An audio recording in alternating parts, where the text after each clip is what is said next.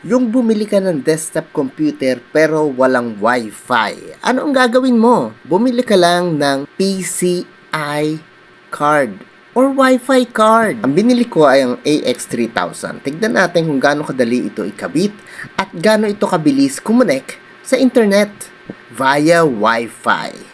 Ow!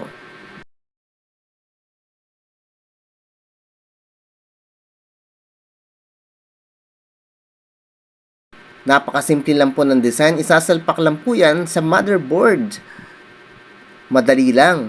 Hindi siya papasok kung hindi siya para doon. Kaya hindi ka magkakamali. Meron siyang kasamang wire para ikabit sa motherboard direct sa inyong PCI board or e-card. At ayan, nakakabit na. Testingin natin.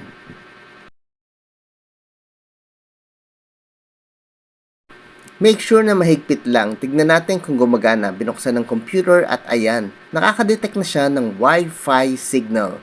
Yan po ang PCI card or Wi-Fi card.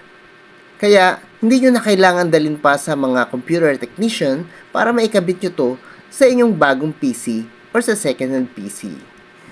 Makakapag-Facebook ka na rin, YouTube at kung ano-ano pa ng wireless via Wi-Fi. Hindi yun na kailangan ng LAN cable.